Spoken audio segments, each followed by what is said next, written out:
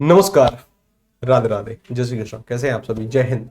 कैसे हैं आप सभी? मैं जितेंद्र सोनी स्वागत करता हूं आपका खान ग्लोबल स्टडीज के इस डिजिटल प्लेटफॉर्म पर। आशा है आप सभी लोग अच्छे होंगे, मस्त होंगे, बड़े ही आनंद के साथ आप अपनी तैयारी कर रहे होंगे। कैसे हैं आप? कैसी आपकी तैयारी चल रही है? कमेंट के माध्यम से आप हमें बता सकते हैं। साथ के साथ आप ये भी बता सकते हैं क्या मेरी आवाज बिल्कुल प्रॉपर तरीके से आपके पास आ रही है कि नहीं आ रही। आपका स्वास्थ्य कैसा है? बरसात का समय है, अपने स्वास्थ्य का ध्यान रखिएगा। और घर में अगर कोई बड़े बुजुर्ग लोग हों या फिर कुछ बच्चे हों तो उनका विशेष कर ध्यान रखना, अपना भी ध्यान रखना। चलिए, तो आज की क्लास में हम बात करेंगे वही हमारे निबंध लेखन के बारे में। एक और निबंध लिखने का प्रयास करेंगे, उसके साथ साथ बहुत सारी चीजें जाननी है, सीखनी है। अच्छी बात है। चलिए, तो क्लास की शुरुआत करने से पहले वही अपने पुराना वाला सवाल कि क्या हमने अपने दिन के टारगेट लिखे हैं तब तो अच्छी बात है, नहीं लिखे हैं तो उससे भी ज्यादा अच्छी बात है, अभी लिख लेंगे। ठीक है, यानी एक छोटी सी पॉकेट डायरी, मेरा व्यक्तिगत मत ये है कि सभी के पास होनी चाहिए। उसमें अपने दिन के टारगेट लिखे हुए होने चाहिए कि आज के दिन क्या पढ़ना है, क्या नहीं पढ़ना है, क्या कुछ जानना है, क्या कुछ नहीं जानना है। कई बार मैंने इस बात के बारे में आपसे चर्चा करी है और कई बार मैंने बताया भी है। हम क्या टॉपिक पढ़ रहे हैं? हम पढ़ रहे हैं सर निबंध। क्या पढ़ रहे हैं हम? निबंध। टारगेट तो आपको पता ही है ना। हम टॉपिक पढ़ रहे हैं सर निबंध। क्या पढ़ रहे हैं? निबंध। और निबंध लेखन के दौरान हमें कुछ बातें जाननी है, सीखनी है, समझनी है। अच्छा, जो कल वाला निबंध था उपभोक्ता वाला, यानी कल हम इस वाले निबंध पर बात कर रहे थे, उपभोक्ता जीवन शैली और पर्यावरण। ये रहा उपभोक्ता, उपभोक्तावादी जीवन शैली और पर्यावरण। इसको हमने लिखने का प्रयास किया लेकिन इसका निष्कर्ष छूटा हुआ है अभी। ठीक है ना, यानी लगभग 500 के आसपास शब्द हमने लिखने का प्रयास किया था। अच्छा, हम में से कोई एक ऐसा विद्यार्थी है या फिर कोई ऐसे कुछ लोग हैं जिन्होंने अपने आप से इसका निष्कर्ष लिखने का प्रयास किया कि जितनी भी बातें हमने लिखी हैं उसका निष्कर्ष मैं 100 शब्दों में, लगभग 500 के आसपास वो शब्द हो गए होंगे, लगभग 100 शब्दों के आसपास मैं इसका निष्कर्ष लिख दूं। अगर किया है बहुत अच्छी बात है, नहीं किया है तो कोई दिक्कत नहीं है, मैं अभी बोल दूंगा, आप तुरंत उसको नोट कर लेंगे। ठीक है, चलिए। राधे राधे जी, राधे राधे, गुड मॉर्निंग जी, गुड मॉर्निंग जी। चलिए, पल्लवी जी हैं, रंजना जी हैं, आकाश जी हैं और भावना झा जी हैं, दीपक जी हैं। आप सभी का तहे दिल से स्वागत है, आप सभी का तहे दिल से अभिनंदन है। चलिए, अगर किसी का नाम मैं ना लूं इसका मतलब ये नहीं है कि आप महत्वपूर्ण नहीं है, सब कुछ महत्वपूर्ण है। आगे चलते हैं। तो जी, आज हमें क्या करना है? आज इसका निष्कर्ष लिखने का प्रयास करना है कि इसका निष्कर्ष वास्तव में क्या निकलेगा। तो कल बहुत सारी बातें हमने जानी कि उपभोक्तावादी जो जीवन शैली है और उसका पर्यावरण पर क्या प्रभाव पड़ता है। ठीक है ना, अच्छी बात है। तो एक बिंदु लिखिए नीचे, जहां तक भी हमारा निबंध कंप्लीट हुआ है उसके नीचे लिखिए निष्कर्ष। क्या लिखिए? निष्कर्ष। और निष्कर्ष के साथ एक निर्देशक चिन्ह प्रयोग करना है। ठीक है ना, निर्देशक। चाहो तो विवरण चिन्ह का भी प्रयोग कर सकते हैं, कोई ऐसी बड़ी बात नहीं है। निष्कर्ष लिखिए और उसके साथ मैं कुछ बोल रहा हूं उसको लिखने का प्रयास करिएगा।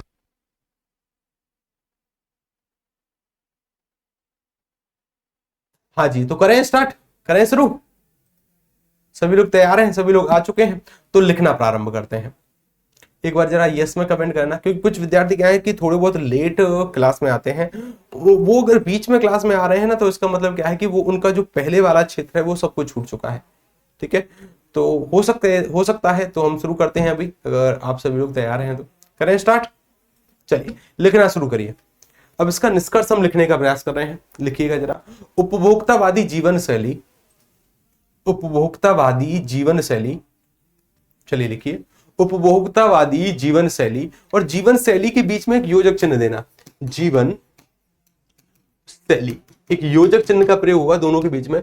उपभोक्तावादी जीवन शैली और पर्यावरण के बीच, उपभोक्तावादी जीवन शैली और पर्यावरण के बीच का संबंध अत्यंत विनाशकारी है। पर्यावरण के बीच का संबंध अत्यंत विनाशकारी है, अत्यंत विनाशकारी है, पूर्ण विराम चिन्ह, अत्यंत विनाशकारी है, पूर्ण विराम चिन्ह। यह दृष्टिकोण, यह दृष्टिकोण, यह दृष्टिकोण न केवल प्राकृतिक संसाधनों का अत्यधिक दोहन करता है, यह दृष्टिकोण न केवल प्राकृतिक संसाधनों का अत्यधिक दोहन करता है, अत्यधिक दोहन करता है, करता है के साथ एक अल्पविराम चिन्ह का प्रयोग करना। प्राकृतिक संसाधनों का अत्यधिक दोहन करता है, अल्पविराम चिन्ह। बल की कचरे की बढ़ती समस्या, बल की कचरे की बढ़ती समस्या, बल की कचरे की बढ़ती समस्या, अल्पविराम चिन्ह। जैव विविधता के नुकसान, जैव विविधता के नुकसान और जलवायु परिवर्तन, और जलवायु परिवर्तन, जैव विविधता के नुकसान, जैव पर दो मात्रा का प्रयोग करना, जैव विविधता के नुकसान और जलवायु परिवर्तन जैसी गंभीर समस्याओं को भी जन्म देता है। जलवायु परिवर्तन जैसी गंभीर समस्याओं को भी जन्म देता है। जलवायु परिवर्तन जैसी गंभीर समस्याओं को भी जन्म देता है, पूर्ण विराम चिन्ह, जन्म देता है।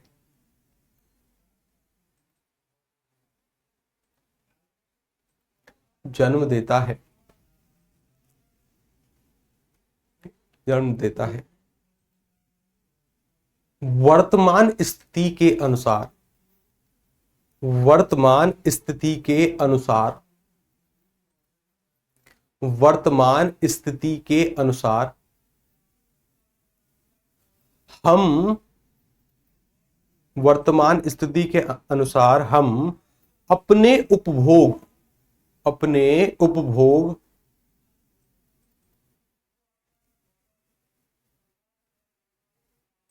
अपने उपभोग अपने उपभोग के तरीके फिर से परिभाषित करें, अपने उपभोग के तरीके फिर से परिभाषित करें। और जो परिभाषित शब्द है ना, उसको, उसके साथ एक ब्रैकेट चिन्ह शुरू करना और लिखना समीक्षा।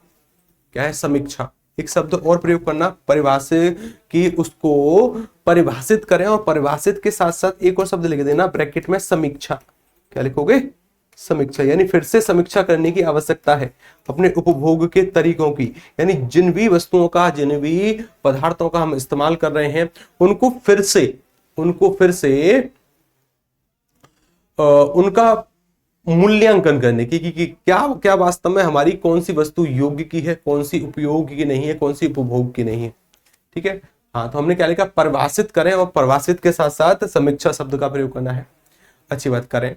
और एक अधिक स्थायी, और एक अधिक स्थायी, और एक अधिक स्थायी और पर्यावरणशील, और पर्यावरण संवेदनशील, और पर्यावरण संवेदनशील जीवन शैली अपनाएं।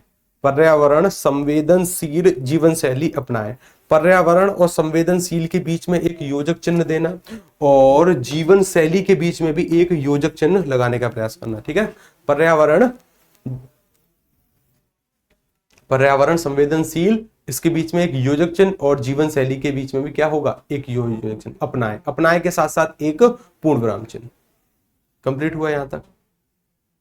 ठीक है। Okay sir. चलिए जी, ओके सर। जरा इन कमेंटों को थोड़ा सा जूम करिए, थोड़ा सा। अच्छी बात है, ये कंप्लीट हुआ। अच्छी बात है। अब जरा एक बार कोई हल्का फुल्का शब्दों का आइडिया बताओ कि कितने शब्द अभी तक हमने लिख लिए। क्या 100 से कम है कि 100 से ज्यादा हो गए? देखिए जरा, 100 से कम है कि 100 से ज्यादा हो गए? फटाफट से देखो जरा, एक बार फटाफट से शब्द देखने का प्रयास करिए कि 100 से ज्यादा हो रहे हैं कि 100 से कम हो रहे हैं।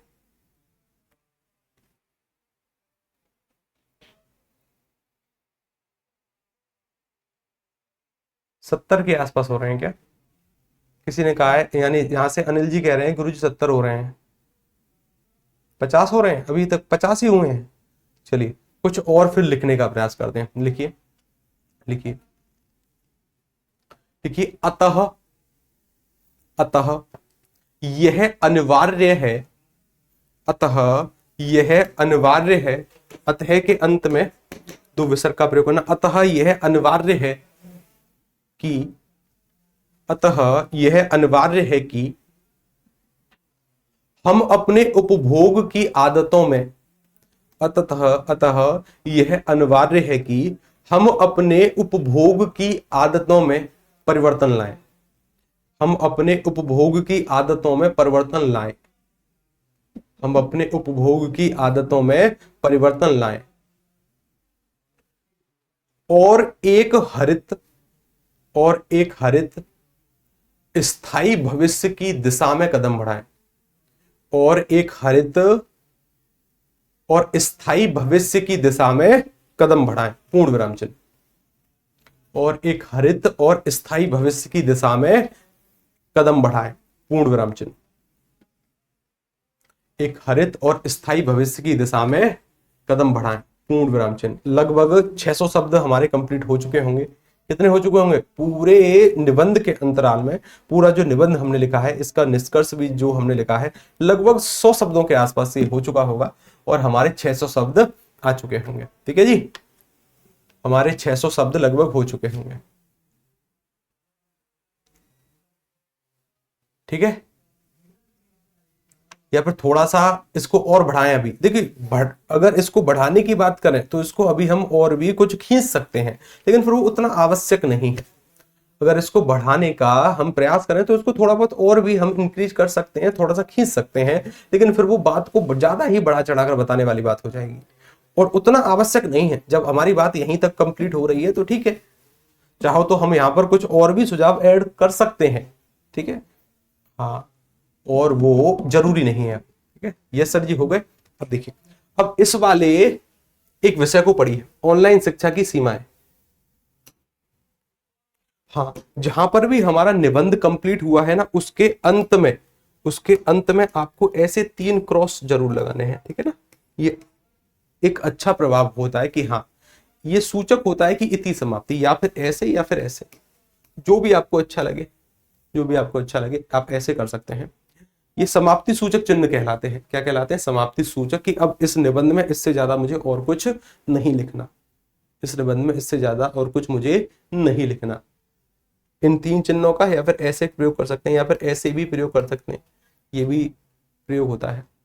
ठीक है, अच्छा, इसको जरा पढ़िए, ऑनलाइन शिक्षा की सीमाएं। ऑनलाइन शिक्षा की सीमाएं, अब हम इस पर निबंध लिखने का प्रयास करेंगे, अगर समय मिलता है तो यहां पर भी। वैसे मुझे नहीं लगता कि समय मिल पाएगा हमें, लेकिन फिर कल हम किस पर करेंगे? कल करेंगे आतंकवाद पर, फिर उसके बाद कुछ विभिन्न पहलुओं पर भी चर्चा करेंगे कि निबंध में और किन किन बातों का ध्यान रखा जा सकता है, कब हम हेडिंग देकर निबंध लिखने का प्रयास करेंगे, इन सब बातों पर। अभी तो थोड़े से आसान विषयों पर हम निबंध लिखने की प्रैक्टिस कर रहे हैं। ठीक है ना, कल क्या है, थोड़े से जटिल शब्दों पर हम निबंध लिखने का प्रयास जरूर करेंगे। ठीक है, अच्छी बात है। अब देखिए, ऑनलाइन शिक्षा की सीमाएं देखिए, ऑनलाइन शिक्षा की सीमाएं, ऑनलाइन शिक्षा की सीमाएं। अच्छा, मैं अगर आपसे पूछूं, आपने इस विषय का चुनाव किया है, आपने इस विषय का चुनाव किया है, तो सबसे पहला जो कार्य है हमारा, इस विषय के सटीक अर्थ को समझना। क्योंकि जब तक हमने इस विषय का अर्थ नहीं समझा, तो मेरा व्यक्तिगत मत ये है, कुछ पूछा कुछ गया है, लिखकर कुछ आओगे, पूछा कुछ गया है, लिखकर कुछ आओगे। पहले तो इसका अर्थ समझने का प्रयास करिए। ऑनलाइन शिक्षा की सीमा। सर जी ठीक है, सर जी कल तो इंडिपेंडेंस डे की लीव है। हाँ, कल आपका अवकाश रहेगा, कल आपकी छुट्टी रहेगी, आप आराम से रिवीजन कर सकते हैं, या फिर जो भी आप करें वो आप कर सकते हैं। चलिए गुरुजी, व्हाट एप नंबर, अच्छा इतने कम गुरुजी, 50-55 हुए हैं, 50-55 शब्द हुए हैं, अच्छी बात। अब जरा यहाँ पर देखिए, इसको बताने का प्रयास करिए कि इसका अर्थ क्या है। पूछ रहा हूं मैं सवाल आपसे, इसका अर्थ क्या होगा? इसका अर्थ क्या हो सकता है कि सर ऑनलाइन शिक्षा की सीमाओं के बारे में ये सवाल पूछा गया है, क्या मैं इसका अर्थ पॉजिटिव लूं या फिर मैं इसका अर्थ नेगेटिव लूं? पॉजिटिव से मेरा अर्थ ये है कि अभी ऑनलाइन जो शिक्षा की, जो ऑनलाइन शिक्षा पद्धति है, यह अभी उतनी विकसित नहीं हुई है जितना होना चाहिए था, जितना 21वीं सदी में होना चाहिए था, उतनी विकसित नहीं हुई है। क्या मैं ऐसा प्रयोग करूं, या फिर मैं लूं कि हाँ, ऑनलाइन शिक्षा की जो सीमाएं हैं, क्या फिर मैं यहां पर फिर खामियां बताने का प्रयास करूं? खामियां कि जो हमारी पारंपरिक विधि थी, जो कि हम ऑफलाइन बैठकर पढ़ा करते थे, टीचर से व्यक्तिगत रूप से हम इंटरेक्ट हुआ करते थे, या फिर जो जो क्लास का एक माहौल होता है, जो पारंपरिक शिक्षा का एक वातावरण होता है, आप अपने विचार एक दूसरे से व्यक्त कर पाते थे, वो सब अब कुछ बंद हो गया। क्योंकि ऑनलाइन क्लास में क्या है, ऑनलाइन क्लास की बात करें तो वहां पर आप अपने जो विचार हैं वो व्यक्त नहीं कर सकते, अपने जो भाव है वो एक दूसरे से व्यक्त नहीं कर सकते। जुड़ने का केवल एक ही साधन है, वो है कमेंट। और कमेंट के अच्छा और भी हैं कई साधन, जैसे क्या है कि गूगल मीट हो गया, जूम मीट हो गया, जो भी मीट हो, ठीक है ना। उसके साथ साथ क्या है कि वहां पर भी उतने खुलकर विचार प्रदर्शित नहीं हो पाते जो हमारे मन में है, जो हमारे मन में है उतने विचार प्रदर्शित नहीं हो पाते। या फिर अगर मैं बात करूं कि अगर आपको एक माहौल, एक अनुशासनात्मक माहौल चाहिए कि हाँ क्लास में सर टाइम से पहुंचना है, अगर टाइम से नहीं पहुंचे तो क्या होगा, क्लास में एंट्री नहीं होगी, जो कि हमारे पारंपरिक तरीके थे, जो कि हम पुराने समय में पढ़ा करते थे जब भी हमारी ऑफलाइन कक्षाएं हुआ करती थी, कि हाँ हमें इस समय पहुंचना है, उसके बाद क्लास का गेट बंद होगा और हमें एंट्री नहीं मिलेगी।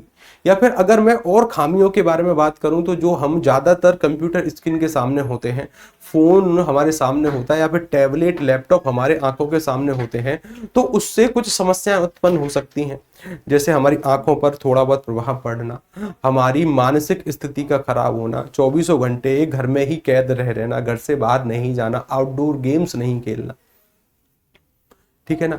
अगर मैं इसके पॉजिटिव विंग्स की बात करूं तो ये एक मुद्दा हो सकता है कि अभी इसमें और भी कई सारी जो बुलंदियां हैं उन्हें छूना बाकी है ऑनलाइन से शिक्षा में, इसको और बेहतर हम कर सकते हैं। बहुत सारी नई नई टेक्नोलॉजी आ रही हैं, उनको भी हम अपना सकते हैं। इसमें एक उज्जवल भविष्य है, क्या है इसमें ऑनलाइन शिक्षा के अंतर्गत उज्जवल भविष्य है। साथ के साथ अगर आपके पास ज्ञान है तो आप उसको एक सीमित विद्यार्थियों तक नहीं, आप पूरे देश पूरे विश्व तक उसको बांटने में सक्षम हो जाते हैं कि हाँ हम पूरे विश्व तक इसको बांटेंगे। तो मैं आपसे पूछ रहा हूं, मुझे बताने का प्रयास करिए कि मैं इसके किस पक्ष को लेकर, आपने सबसे पहले इसका कौन सा पक्ष लिया, पॉजिटिव या फिर नेगेटिव, कौन सा लिया, और किस मुद्दे को आधार बनाकर आप ये निबंध लिखने वाले हैं, किस मुद्दे को आधार बनाकर आप ये निबंध लिखने वाले हैं। हाँ जी, तो गुरुजी ज्ञान का परीक्षण, हाँ अच्छी बात है। Good morning sir, good morning, अभी गुड मॉर्निंग हो रही है, चलिए बहुत अच्छी बात है। ए यानी पॉजिटिव को लेकर, अच्छा, कि खामियों को लेकर, किसको लेकर, पॉजिटिव को लेकर बनाए, पॉजिटिव को लेकर बनाए।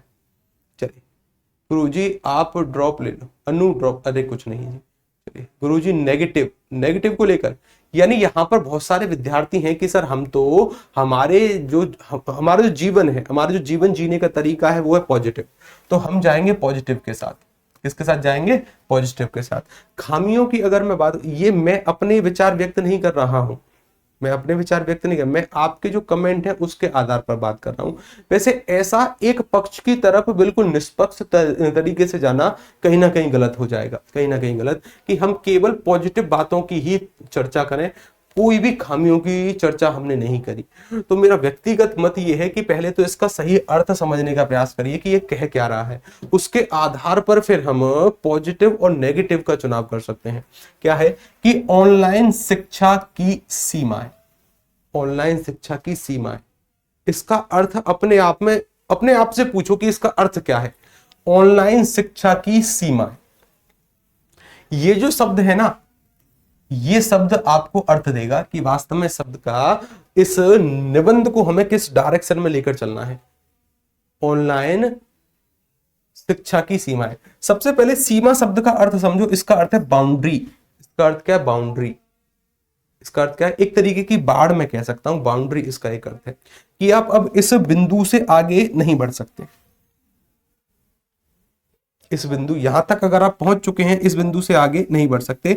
आपकी जो सोच है वो यहीं खत्म, मतलब अब ज्यादा और विकल्प नहीं है हमारे पास। ये जो शब्द यहां पर आया है, यहां पर कहीं ना कहीं ज्यादातर जो है ये खामियों को लेकर आया है, खामियों को।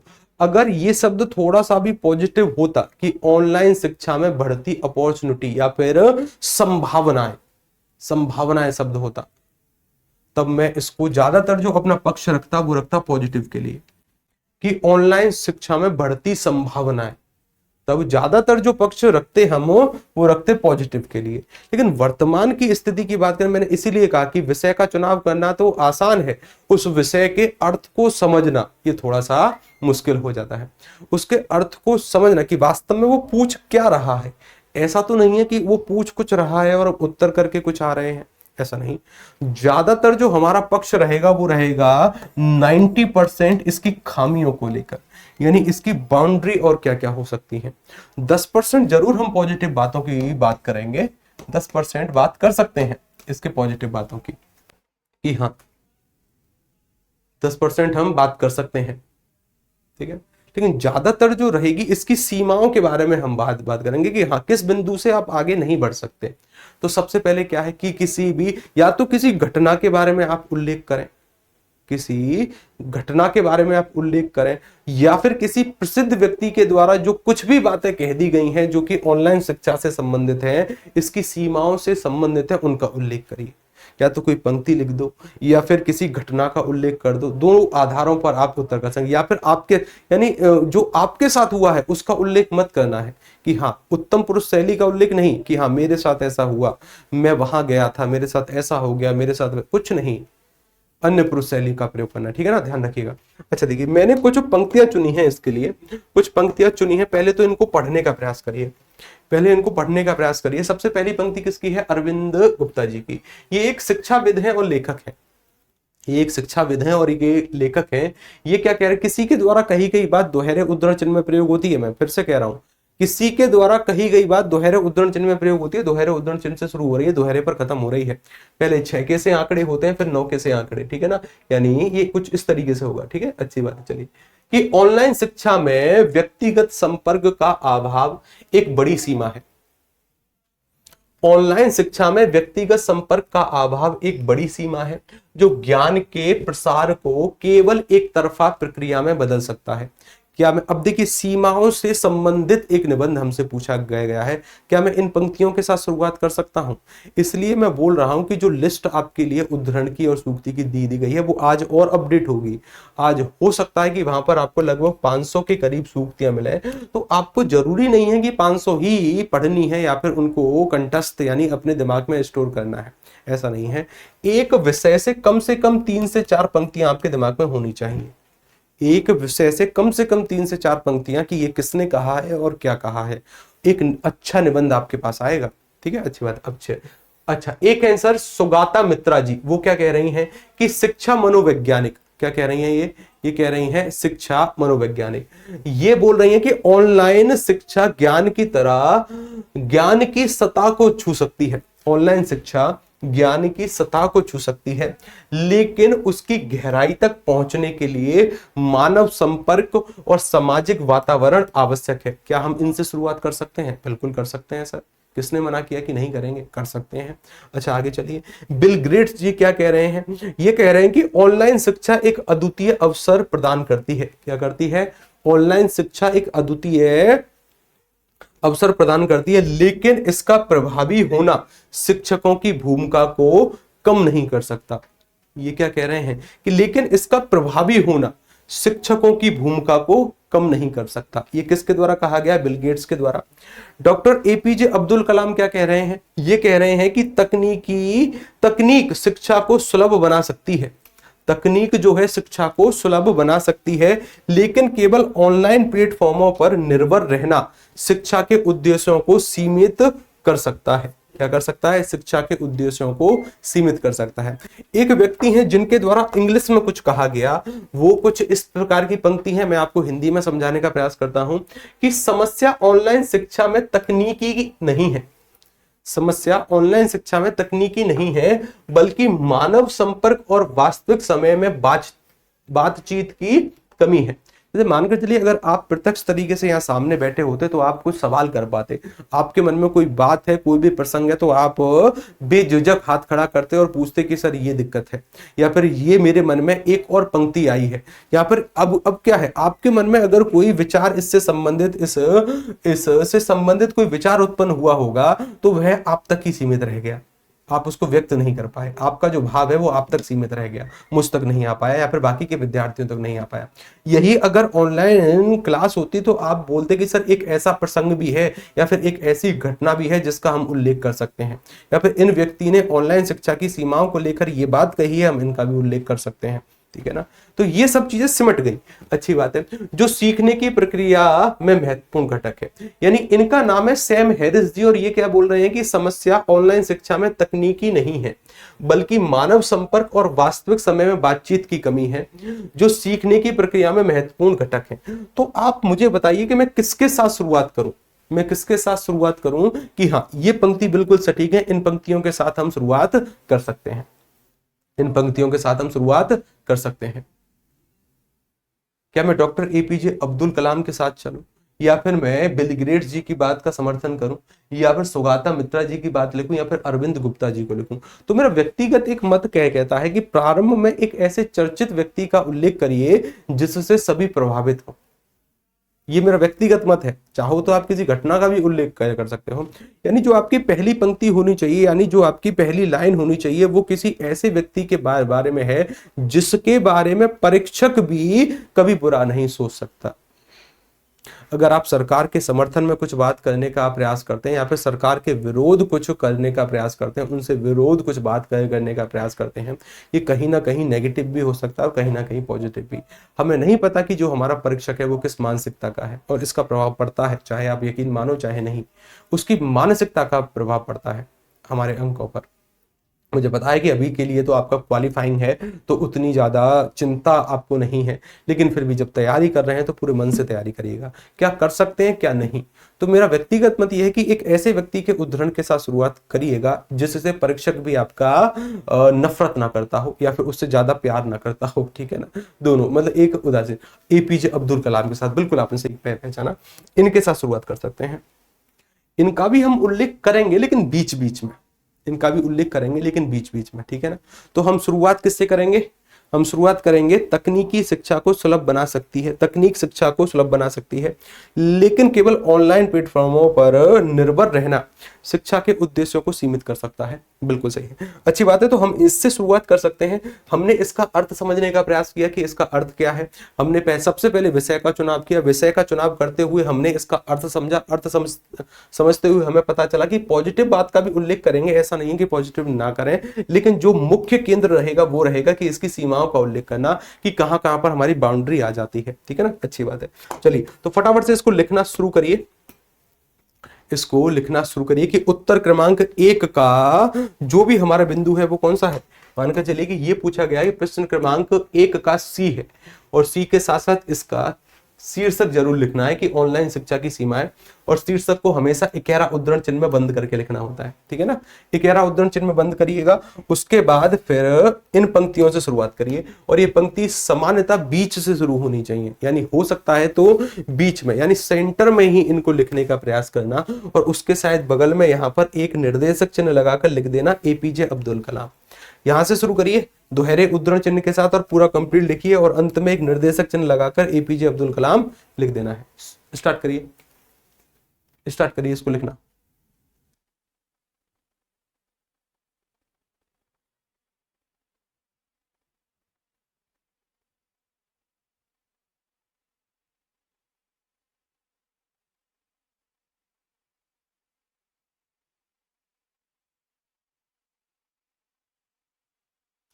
चलिए जी, ये चीज कंप्लीट हो गई जी हमारी।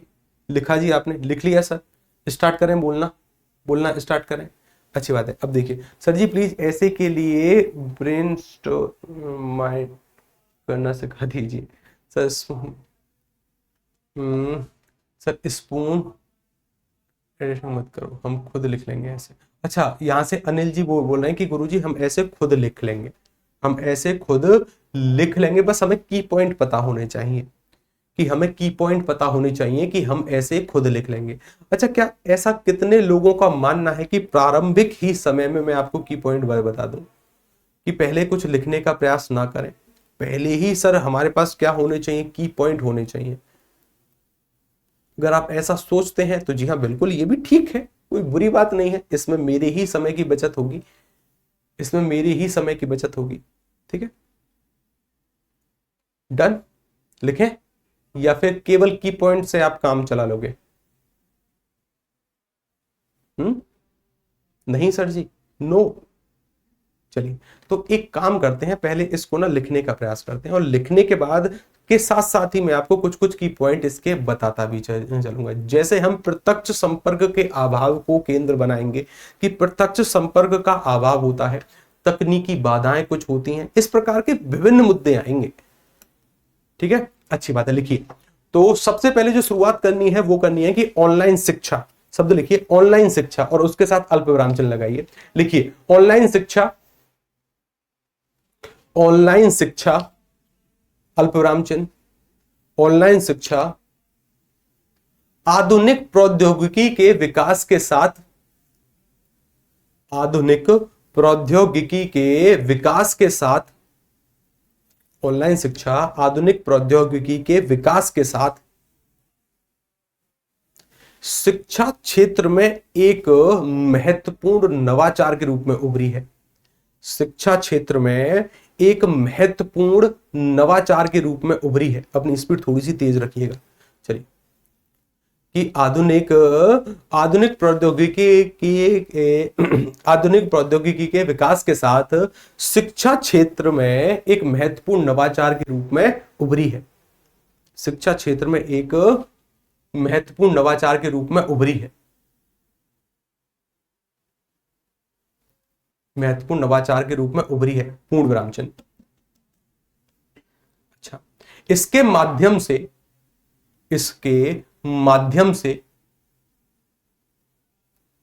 शिक्षा का व्यापक प्रसार हुआ। इसके माध्यम से शिक्षा का व्यापक प्रसार हुआ। शिक्षा का व्यापक प्रसार हुआ। व्यापक प्रसार हुआ। अब देखो, कुछ कुछ पॉजिटिव बातें बताने का प्रयास करेंगे शुरुआती फेज में, और फिर उसका थोड़ा बहुत खंडन भी करेंगे। चलिए, व्यापक प्रसार हुआ और छात्रों को अधिक अवसर प्रदान किए गए। और छात्रों को अधिक अवसर प्रदान किए गए। अधिक अवसर से मेरा मतलब यह है कि आपके पास अब बहुत सारे विकल्प हैं कि अगर आपको कोई एक शिक्षक अच्छा नहीं लगता है तो आप दूसरे से पढ़ सकते हैं। अगर वो भी अच्छा नहीं लगता है तो बहुत सारे विकल्प आपके पास हैं। अलग अलग संस्थाओं के अलग अलग अध्यापक आपके पास हैं। ठीक है ना, अच्छी बात है। तो बहुत सारे हमने क्या लिखा, तो छात्रों को अधिक अवसर प्रदान किए गए हैं, पूर्ण विराम चिन्ह। इसकी सुलभता, इसकी सुलभता, अल्प विराम चिन्ह। लागत प्रभावशीलता, लागत के बाद एक योजक चिन्ह फिर लिखना, प्रभावशीलता। लागत प्रभावशीलता, लागत प्रभावशीलता, अल्प विराम चिन्ह। व्यक्तिगत गति से अधिगम की सुविधा, व्यक्तिगत गति से अधिगम की सुविधा,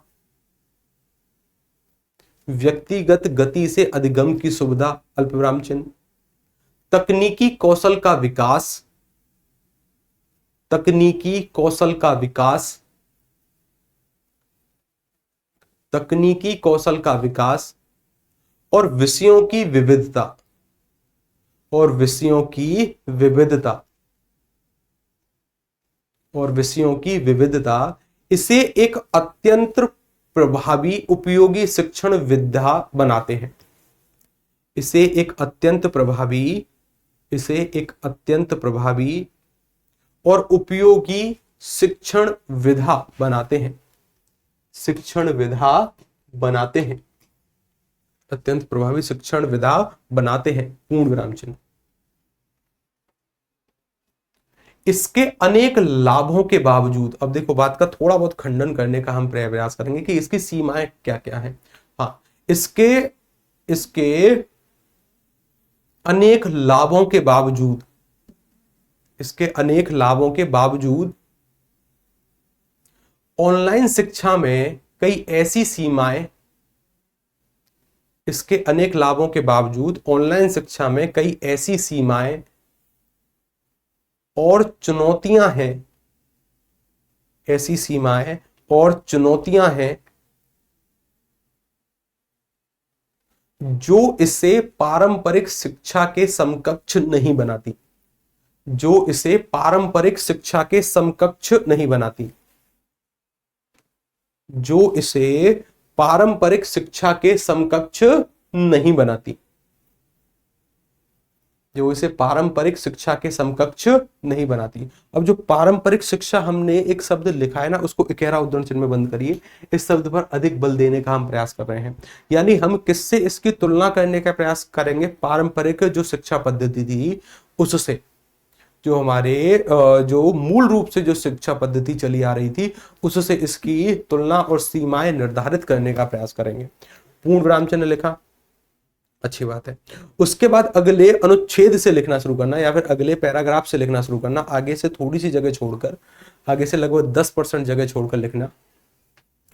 पहली और सबसे महत्वपूर्ण सीमा, पहली और सबसे महत्वपूर्ण सीमा है, पहली और सबसे महत्वपूर्ण सीमा है, और है के साथ एक हल्का सा निर्देशक चिन्ह।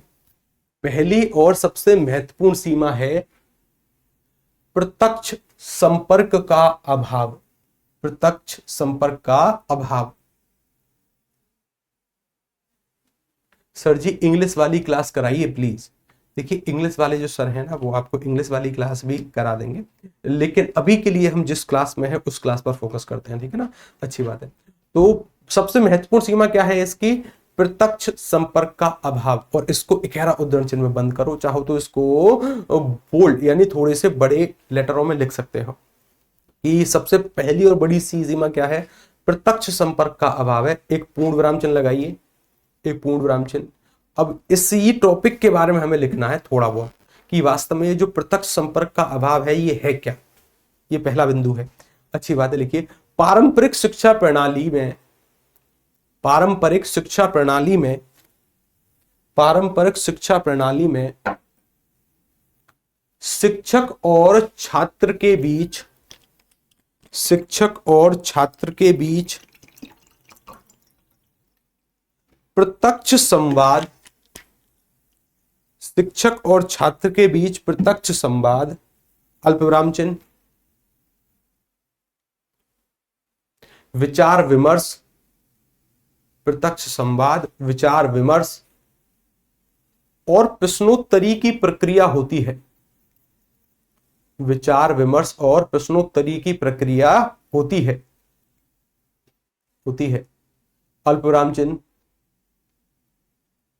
जो शिक्षा को अधिक प्रभावी बनाती है, जो शिक्षा को अधिक प्रभावी बनाती है, पूर्ण विराम चिन्ह, जो शिक्षा को अधिक प्रभावी बनाती है, पूर्ण विराम चिन्ह, पूर्ण विराम चिन्ह। ऑनलाइन शिक्षा में, ऑनलाइन शिक्षा में, ऑनलाइन शिक्षा में यह प्रत्यक्ष संपर्क और संवाद, ऑनलाइन शिक्षा में यह प्रत्यक्ष संबंध, यह प्रत्यक्ष संपर्क और संवाद, यह प्रत्यक्ष संपर्क और संवाद सीमित हो जाता है, सीमित हो जाता है, पूर्ण विराम चिन्ह।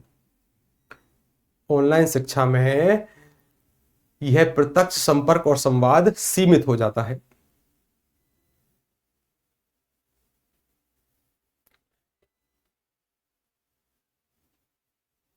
वीडियो कॉल, वीडियो कॉल या चैट के माध्यम से, वीडियो कॉल या चैट के माध्यम से किया गया संवाद, वीडियो कॉल या चैट के माध्यम से किया गया संवाद, संवाद समान प्रभाव नहीं छोड़ता, समान प्रभाव नहीं छोड़ता। जैसा कि, समान प्रभाव नहीं छोड़ता जैसा कि एक कक्षा में, एक कक्षा में, एक कक्षा में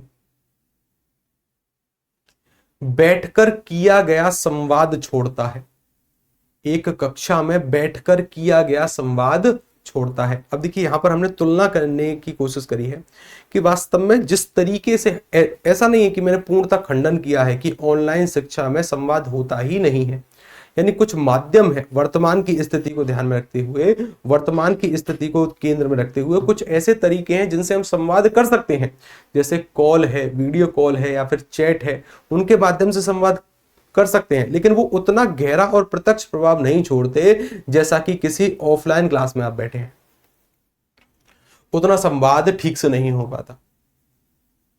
आगे लिखिए, इससे छात्रों की समझ, इससे छात्रों की समझ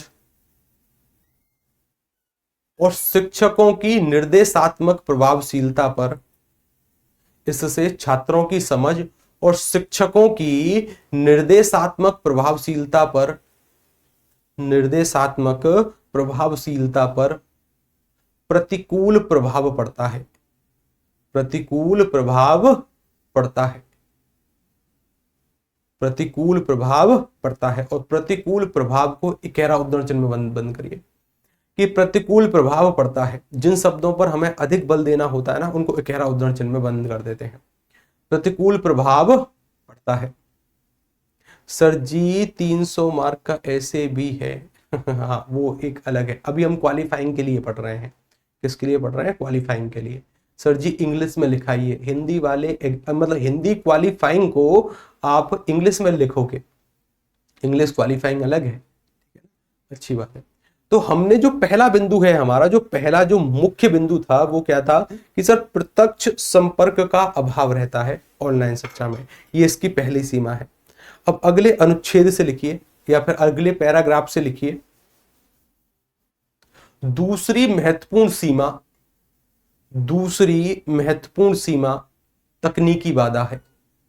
दूसरी महत्वपूर्ण सीमा क्या है? तकनीकी बाधा। दूसरी महत्वपूर्ण सीमा क्या है? तकनीकी बाधा। दूसरी महत्वपूर्ण सीमा तकनीकी बाधा है, तकनीकी बाधा है, पूर्ण विराम चिन्ह। हालांकि आजकल, हालांकि आजकल, अच्छा पहले ना तो रुकिए थोड़ा सा, पहले मुझे थोड़ा बहुत बताने का प्रयास करिए कि ये तकनीकी सीमा से मेरा मतलब क्या है। ये तकनीकी सीमा किस किस स्तर की हो सकती है, क्या क्या कुछ हो सकती है, कुछ थोड़ा बहुत अगर आपको आइडिया है तो बताने का प्रयास करिए। क्योंकि आप अभी ऑनलाइन क्लास कर रहे हैं, हम करा रहे हैं, तो हमें तो लगभग पता है कि हाँ क्या क्या समस्या आ सकती हैं, लेकिन फिर भी मैं आपके लिहाज से, आपके पॉइंट ऑफ व्यू से पूछने का प्रयास करता हूँ कि आपको किन किन समस्याओं का सामना करना पड़ता है। सर जी थोड़ा धीरे बोलिए ना, इतना स्पीड में लिखा नहीं जा रहा है। अच्छा कोई दिक्कत नहीं है, हम थोड़ा सा धीरे और बोलने का प्रयास करते हैं, परेशान मत होइएगा। सर जी गुरुजी इंटरनेट की समस्या है, इंटरनेट की समस्या है। अच्छा और कोई? और तकनीकी समस्या हमने शब्द लिखा है, यानी देखो पहली सीमा तो हमने देखी है कि प्रत्यक्ष संपर्क का अभाव रहता है, कि प्रत्यक्ष संपर्क नहीं हो पाता, चाहे आप कितनी भी वीडियो कॉल या फिर चैट के माध्यम से संपर्क करें, वो जो पारंपरिक पद्धति है उसके जैसा, जैसे पारंपरिक पद्धति अर्थात जो हम जो ऑफलाइन क्लास में बैठकर एक फील आती है ना, वो नहीं आ पाती। दूसरी तकनीकी समस्याएं आ सकती हैं, नेट एंड नेटवर्क का इशू और बैटरी इशू। चलो ये एक नया मिला कि गुरुजी बैटरी इशू हो सकता है। चलिए गुरुजी वॉइस प्रॉब्लम हो सकती है। अच्छा और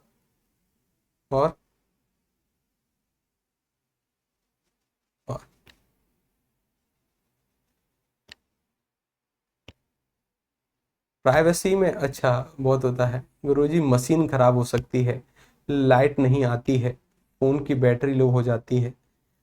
ऐसे ऐसे अगर एग्जाम्पल आप प्रयोग करके आओगे ना कि सर फोन की बैटरी लो हो गई थी, फोन के स्पीकर में से थोड़ी कम आवाज आ रही थी तो ठीक से सुन नहीं पाए, ठीक से सुन नहीं पाए, ऐसे प्रयोग नहीं करने होते, ठीक है ना। चलिए लिखिए, मैं बोल रहा हूँ कुछ लिखिए। हालांकि आजकल, यानी पहले हमें उस बात का थोड़ा सा समर्थन करना है। हमें पता है कि क्या है कि इंटरनेट स्पीड की वजह से, यानी जो नेटवर्क इशू है उसकी वजह से थोड़ी बहुत समस्या उत्पन्न हो सकती है, तो इसको प्रदर्शित करने के तरीके होते हैं। पहले उस बात को थोड़ा सा उसकी तारीफ करिए यानी जो वास्तव में सत्यता है पहले उसको स्वीकारिए, और उस सत्यता के होते हुए भी अगर उसमें कुछ खामी है फिर उसका उल्लेख करिए। इससे एक गहरा प्रभाव पड़ता है। यानी डायरेक्ट आप सीधी खामियों का प्रयोग करोगे ना कि हाँ भाई हमारे नेटवर्क दिक्कत बहुत रहती है, यानी इंटरनेट प्रॉब्लम, स्पीड की दिक्कत होती है, तो ठीक है, पहले उस बात का थोड़ा सा समर्थन करिए। लिखिए कि हालांकि आजकल इंटरनेट और कंप्यूटर का प्रसार बढ़ा है। समर्थन किया है थोड़ा बहुत कि हालांकि, यानी ये जो वर्तमान की स्थिति है इसको स्वीकारने का प्रयास किया है कि हालांकि आजकल इंटरनेट और कंप्यूटर का प्रसार हुआ है। और ये कुछ फैक्ट, मतलब कुछ तरीके होते हैं कि आप किस तरीके से निबंध लिख पाए। हाँ लिखिए, हालांकि आजकल इंटरनेट और कंप्यूटर का प्रसार बढ़ा है। इंटरनेट और कंप्यूटर का प्रसार बढ़ा है, एक अल्पविराम चिन्ह लगाइए। अब यहां से फिर हम ना थोड़ा सा अब इसकी खामियों के बारे में चर्चा करने वाले हैं। लिखिए, बढ़ा है, फिर भी कई छात्रों के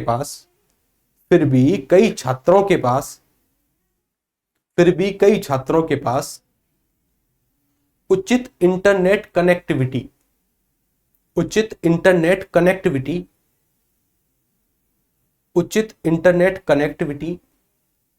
या उपयुक्त तकनीकी साधन उपलब्ध नहीं है।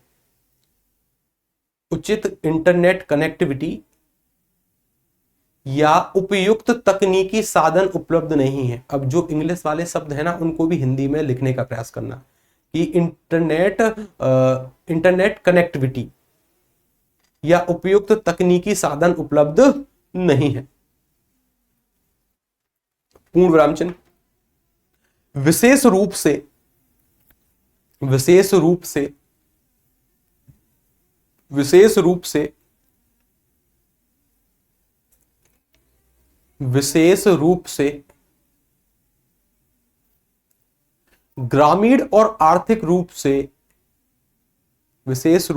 से ग्रामीण और आर्थिक रूप से पिछड़े क्षेत्रों में, ग्रामीण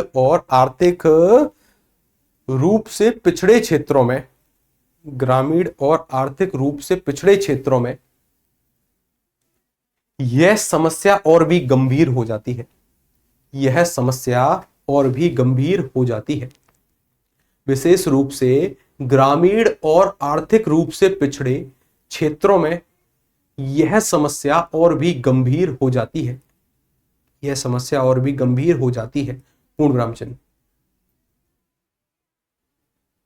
इंटरनेट की धीमी गति अल्पविराम चिन्ह। इंटरनेट की धीमी गति और क्या हो सकता है? और हो सकता है उपकरणों की उच्च लागत। लिखिए, उपकरणों की उच्च लागत, एक अल्पविराम चिन्ह देकर लिखना। इंटरनेट की धीमी गति अल्पविराम चिन्ह, उपकरणों की उच्च लागत और बार बार होने वाली तकनीकी समस्याओं के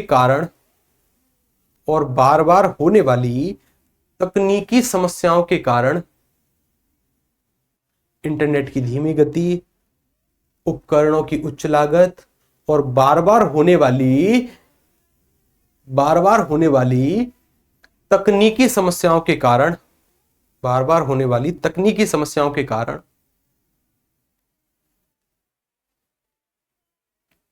छात्रों को अपनी पढ़ाई में कठिनाई का सामना करना पड़ता है। छात्रों को अपनी पढ़ाई में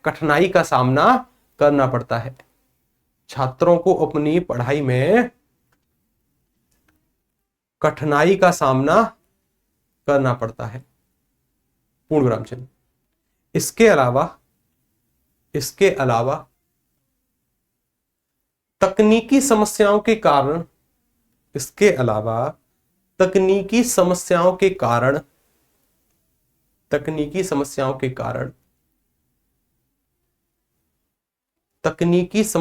कारण ऑनलाइन कक्षाओं में भी व्यवधान आता है।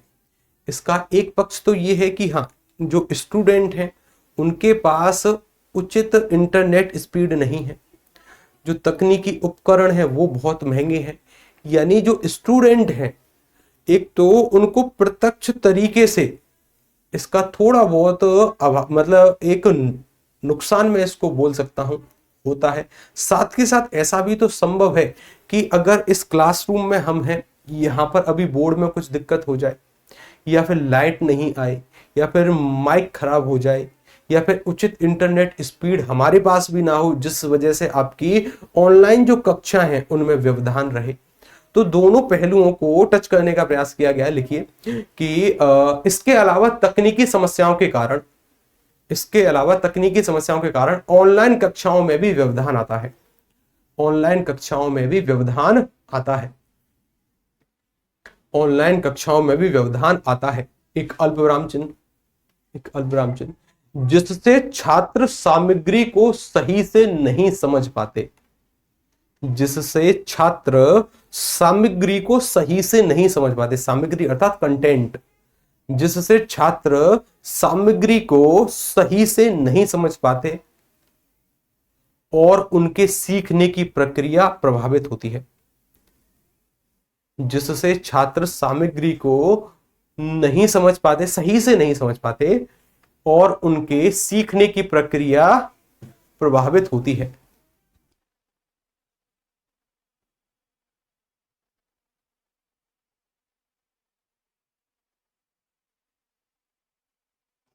प्रभावित होती है। अच्छा, इसके अलावा और मैं किन मुद्दों पर बात करूं? यानी देखिए, तकनीकी अगर सीमाओं की बात करें, अगर तकनीकी खामियों की बात करें तो इस पर इतना लिखना सही है। हालांकि इसको हम बढ़ा भी सकते हैं, लेकिन उतना आवश्यक नहीं है। फिर जितने अहम बिंदु थे सबका हमने उल्लेख किया। और कोई समस्या जो आपको लगती है कि हाँ सर, ये एक बाउंड्री है, ये एक सीमा है और इसकी वजह से ऑनलाइन शिक्षा में बाधाएं उत्पन्न होती हैं, तो उसको, उसके की पॉइंट बताने का प्रयास करिए कि हाँ गुरुजी, ये भी हो सकता है, ये भी हो सकता है, ये भी हो सकता है। सर गुरुजी, कुछ वर्ड इंग्लिश में लिख सकते हैं क्या? बिल्कुल लिख सकते हैं, है ना, कोई रोक टोक नहीं है। यहां तक कि आप अगर किसी उद्धरण का भी प्रयोग करें तो वो भी किसी प्रसिद्ध व्यक्ति के द्वारा कही गई बात है, तो उसको भी इंग्लिश में लिख सकते हैं। फिर अपने शब्दों में फिर उसका अर्थ बता देना, फिर उसको हिंदी में उसका अर्थ बता देना। गुरुजी, बैकलॉग भी, हाँ बैकलॉग भी होता है, बिल्कुल आपने सही कहा। अच्छा, और कोई कोई नेटवर्क इशू? अरे नेटवर्क इशू यही तकनीकी समस्या के कारण, ये इसी में आ जाता है। नेटवर्क इशू अलग से कुछ नहीं है, ये तकनीकी समस्या में ही है। और कुछ? सर जी, नींद आती है। अच्छा, ऑनलाइन क्लास में नींद आती है? हाँ, ये एक बहुत सही बात कही आपने। गुरुजी, ऑनलाइन क्लास में आती है नींद, और अगर ऑफलाइन क्लास में हो तब नींद नहीं आती, क्योंकि सामने टीचर होता है, सामने टीचर होता है, सामने। अच्छा, ऑनलाइन शिक्षा की अगर मैं बात करूं, क्या यहाँ पर एक मुद्दा ये हो सकता है कि सर स्वयं स्वयं अनुशासन में कमी कमी महसूस होती हो, कि स्वयं के अनुशासन में, अगर कोई ऑफलाइन क्लास होती तो हमें एक निश्चित समयावधि के दौरान वहां पर पहुंचना होता था, इस समय वहां पर उपस्थित होना था, उसके बाद क्या होता था, गेट बंद हो जाता था, उससे पहले जो कोई आ गया है उसको सीट उपलब्ध है, उसके बाद नहीं है। यानी एक अनुशासन की कमी, ये एक मुद्दा हो सकता है। और आत्म प्रेरणा, आत्म प्रेरणा यानी कि मानकर चलिए, अगर आप ऑफलाइन क्लास में बैठे हैं और आपका जो पड़ोसी है, जो आपका मित्र है, वो आज इस विषय पर अपना सारा होमवर्क या फिर कुछ एक्स्ट्रा पढ़कर आया है, तो उससे क्या है ना, थोड़े बहुत ऐसे भाव मन में आते हैं, कल मैं भी करके आऊंगा, कल मैं भी करके आऊंगा, कल मैं भी कुछ आगे से पढ़ के आऊंगा, कल मैं भी कुछ एक्स्ट्रा मेहनत करके आऊंगा। तो ये जो आत्म प्रेरणा है, इसका भाव उपस्थित हो सकता है। ठीक है ना, ये हो सकता है। एक तो सर अनुशासन हो सकता है कि मुझे जल्दी पहुंचना है, उसे बोलते हैं स्व अनुशासन। ठीक है ना, मुझे जल्दी पहुंचना है। और एक है सर, हमारे दृढ़ विश्वास में एक मजबूती आती है कि हाँ, अगर ये करके आया है तो मैं भी कल करके आ सकता हूं। इसके बारे में अभी समय नहीं है, कल इसके बारे में हम लिखने का प्रयास करेंगे कि ये वास्तव में है क्या, कुछ शब्दों में बताने का प्रयास करेंगे कि ये है क्या। अभी अगर आपके कोई सवाल है तो तुरंत आप पूछने का प्रयास करेंगे, 1-2 मिनट में आपके साथ हूं, फटाफट से पूछिए। सेल्फ कॉन्फिडेंस, हाँ बिल्कुल, इसका भी उल्लेख करेंगे। चलिए, और कुछ?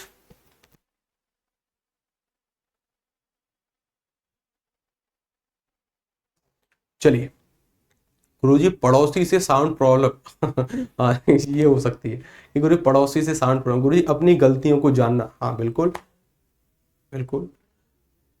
शिक्षा की गुणवत्ता और प्रामाणिकता, ये हो सकता है। सामाजिक संपर्क, सामाजिक संपर्क भी एक हो सकता है मुद्दा, इस पर भी लिखने का प्रयास करेंगे। और कोई सवाल है आपके?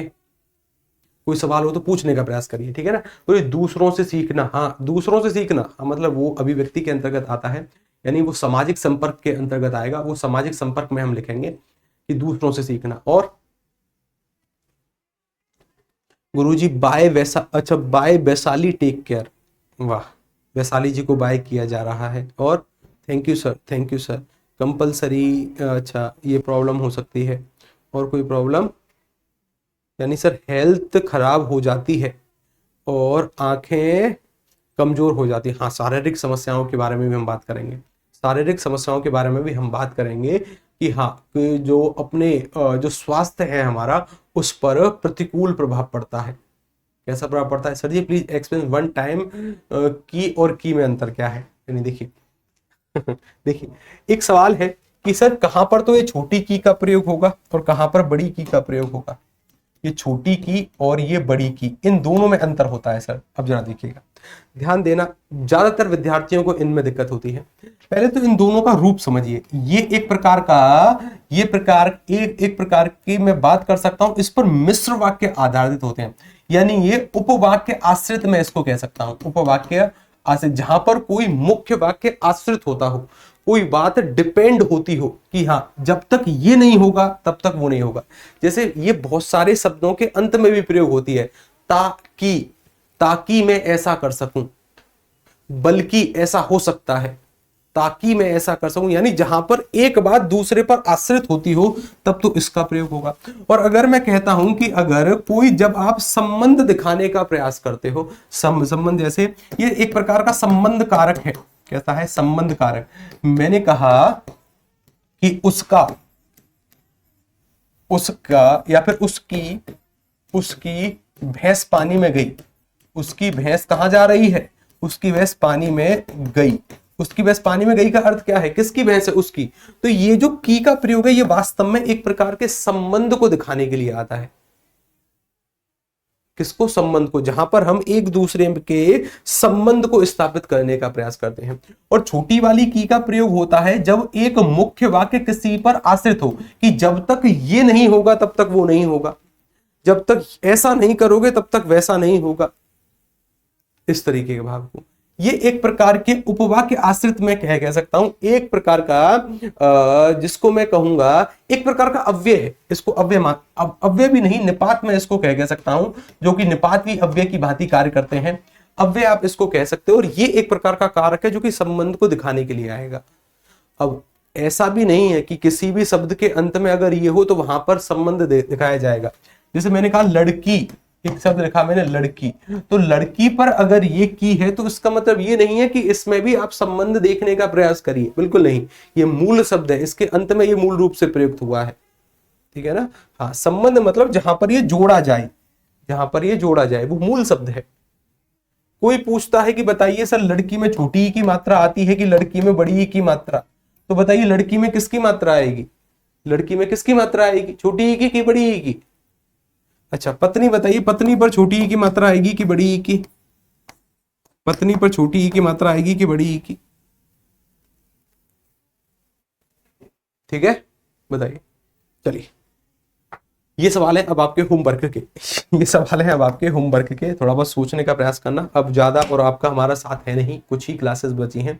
इन क्लासेस में हमें निबंध की कुछ अहम बातें सीखने, कल हम कुछ और पहलुओं पर बात करेंगे कि वास्तव में और अपने निबंध को किस तरीके से और स्ट्रॉन्ग किया जाए। फिर मिलते हैं कल वाली क्लास में, तब तक के नमस्कार, राधे राधे, जय श्री कृष्ण।